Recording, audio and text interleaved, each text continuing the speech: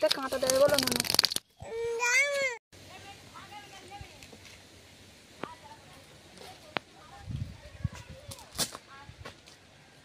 নমস্কার, আমি নন্দিতা সুন্দরবন লাইফে আরও একটি নতুন পর্বে সকলকে জানাই অনেক অনেক স্বাগত। তো বন্ধুরা, আজকে কিন্তু নদীতে যাব না, কারণ এই ঠান্ডা ঠান্ডা ওয়েদার, তো খুবই ঠান্ডা লাগে নদীতে গেলে, ভিজতে হয় বা কাদা মারতে হয়, সে কারণে আর নদীতে যাব না। তো আজকে ভাবলাম একটু অনেকদিন পরে সম্পূর্ণ বাড়ির একটা পর্ব নিয়ে তোমাদের সামনে চলে এসেছি। ও কোন বাড়ি কি হয়েছে? হ্যাঁ থাক, তুমি ওই দেখুন আমার ধারে দাঁড়াও।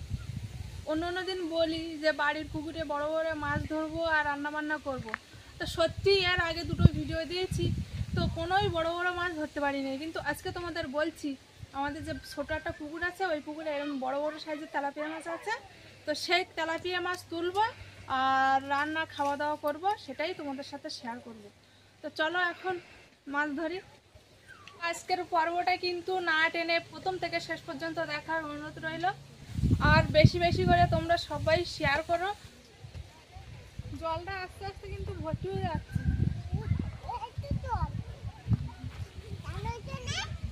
তো জলটা কম ছিল আর এখন জলটা আস্তে আস্তে বেড়ে গিয়েছে, কারণ খালের জল বাড়ছে আর পুকুরের জলও সেই সাথে সাথে বেড়ে যাচ্ছে, কারণ খালের সাথে পুকুরের সাথে একটু হালকা জয়েন্ট আছে, মানে বড় বড় ভোগা আছে, সেই কারণে জলটা উঠছে। এখন এই না বোঝা যাচ্ছে জল উঠছে না, এই বড় বড় গর্ত থাকলে আর খালে ওই পুকুরে মাছ থাকে। তো প্রথমে একটা এখানে খাওয়ান ধরে নেবো, তো তারপরে টানা দেবো।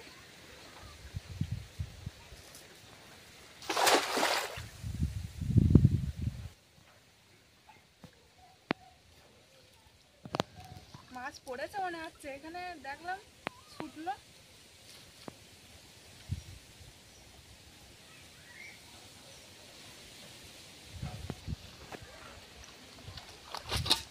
কি বড় তেলাপিয়া গুলো পড়েছে, কিন্তু তেলা মাছ, বড় বড় তেলা মাছগুলো পড়েনি, পাখি বলে তেলা মাছ, সেই সাথে আমিও বলছি তেলা মাছ। ছোটগুলো পড়েছে, এগুলো ছোট নেবো না, তো ছোট মাছগুলো ছেড়ে দেই আর বড়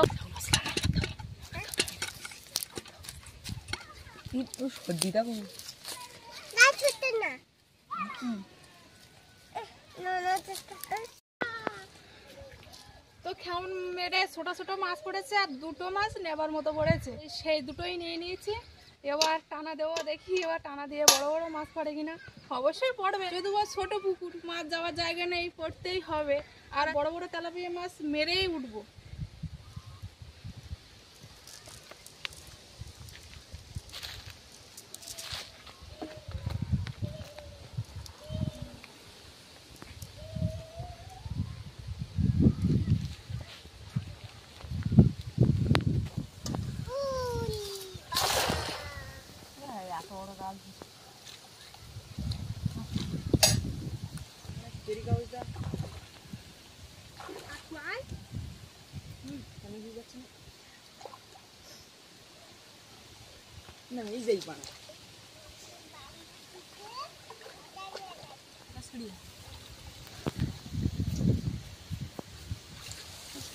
টেনে এই কাটার ধারে নিয়ে আসলাম, তো কাটার ধারে কিন্তু বড় বড় মাছ থাকে। এবার কাঠটা ভালোভাবে ঘা দেবো আর মানে মাছটা জালের মধ্যে ঢুকিয়ে নেবো।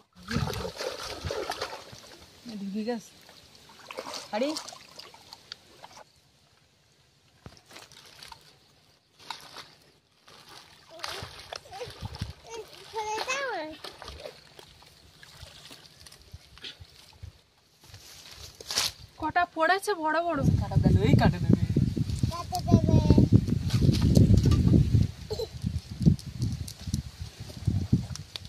কাটা দিতে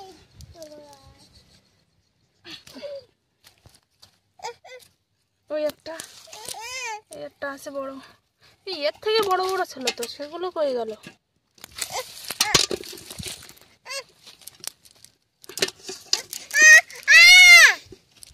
হাতে কাঁটা দেবে বলো না। প্রথম টানে বেশ 3-4টে বড় বড় তেলাপিয়া মাছ পড়েছে, তো তো ভাবলাম আবার একটা টানা দেবো, সেই জন্য আবার একটা টানা দিতে যাচ্ছি।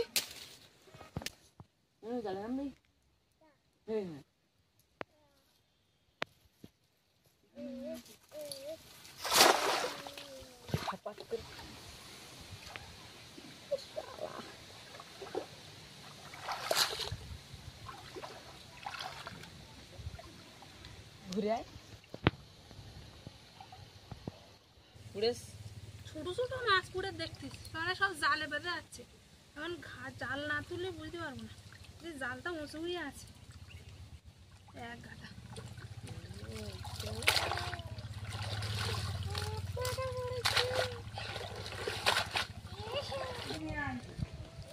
মুরগির ধারে দেখ কাঁকড়া বাঁধা, কটা পোনা পড়েছে, তাছাড়া খুব বড় বড় তেলাপিয়া মাছ পড়েছে।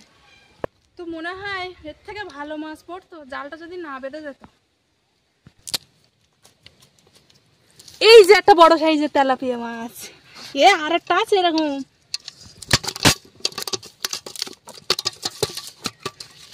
দুটো পোনা মাছ পড়েছে, যদি বড় বড় তেলাপিয়া মাছ যদি হয়ে যায় তাহলে আর পোনা মাছগুলো নেব না।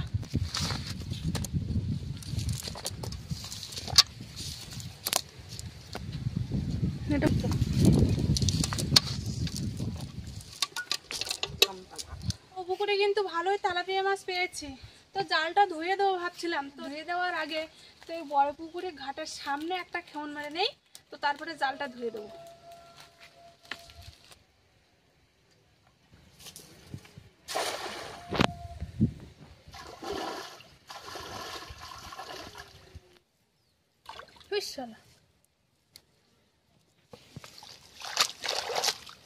ওটা পোনা মাছের বাসা পড়েছে, ওটা তেলাপিয়া।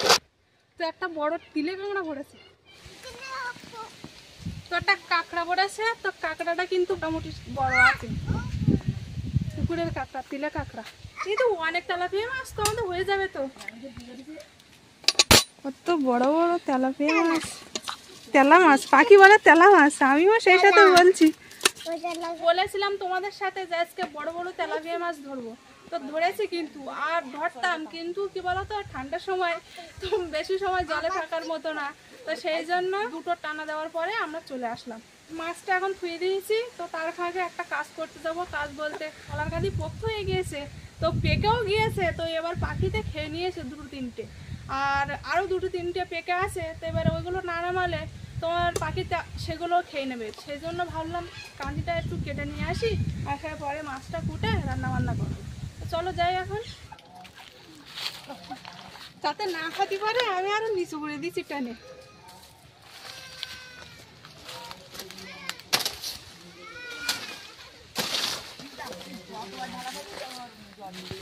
এই একটা খাইছে, এই একটা খাইছে, এই একটা খাইছে, আর এই তো দুটো পাকে তিনটা পাকে গিয়েছে, তো এই তিনটেই মনে হয় খেয়ে নিত।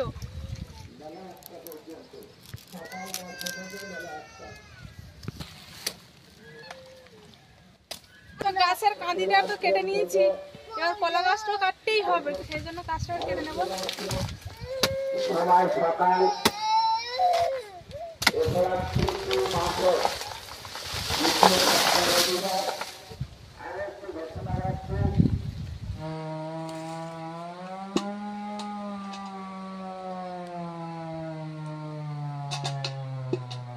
আজকে কিন্তু সম্পূর্ণ সব কটাই তেলাপিয়া মাছ, আর একটা কাঁকড়া পড়েছে।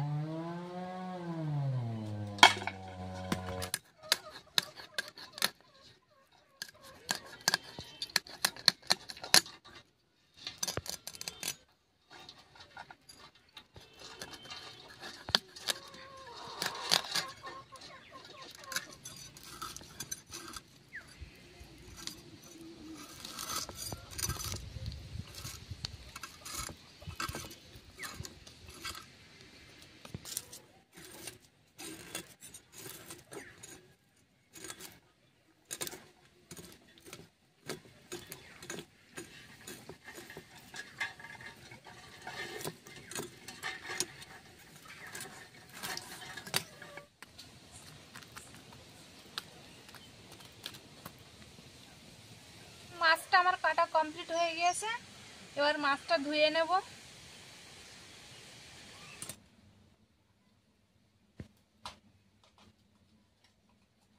আলুটা কিন্তু আমি আগে থেকে কেটে নিয়েছি।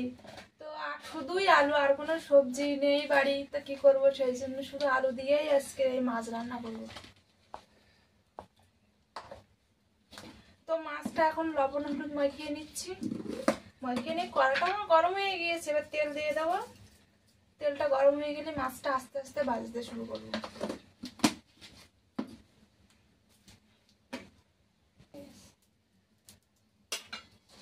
তো তেলটা গরম হয়ে গিয়েছে, এবার মাছটা দিয়ে দিচ্ছি।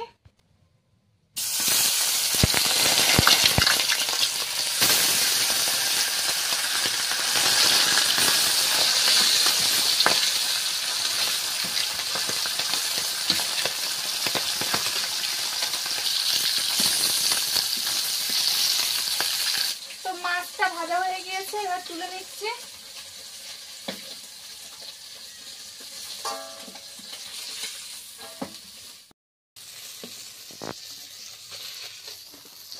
মাছের থেকে গামলা বড় হয়ে গেছে।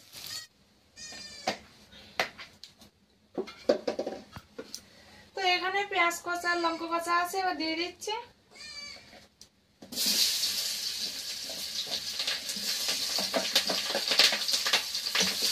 একটু পাঁচফোড়ন দিয়ে দিচ্ছি। আদা রসুন বাটা ছিল, তো অল্প করে দিয়ে দিচ্ছি।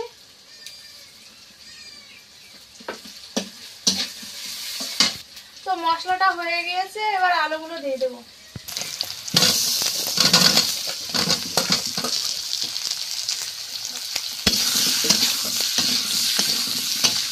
একটু লবণ হলুদ দিয়ে হালকা জল দিয়ে ঢেকে দেবো কিছুক্ষণের জন্য।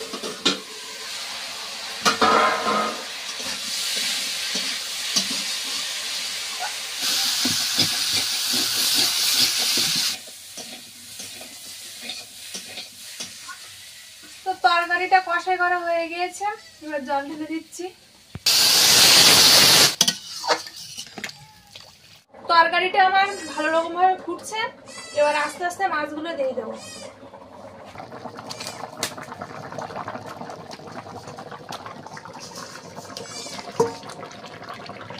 পরিমাণ মতো জিরার গুঁড়ো দিয়ে দিচ্ছি।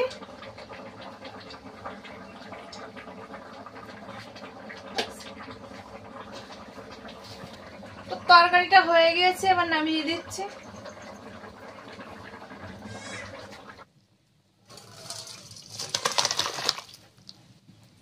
কি সেন্ট বেরিয়েছে!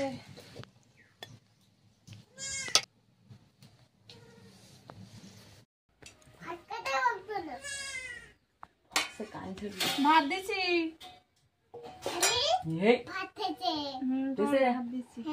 তুই বললি বসবো না, বসি কেন? ভাত গরম।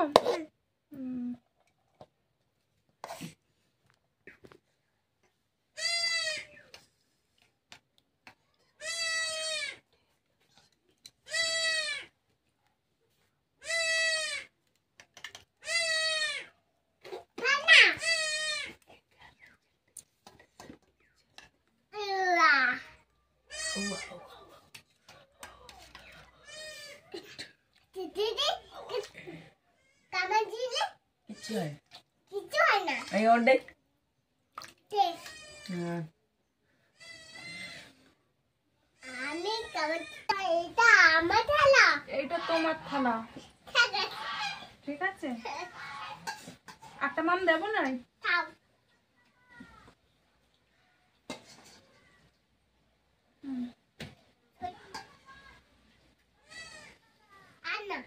ঠিক আছে,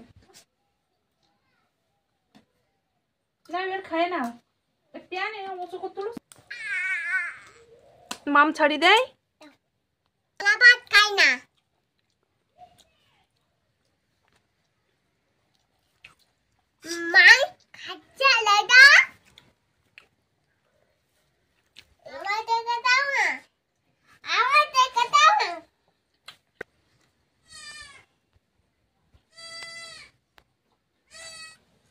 তো আমরা খাওয়া দাওয়া শুরু করে দিয়েছি, সবাই খাওয়া দাওয়া চলছে।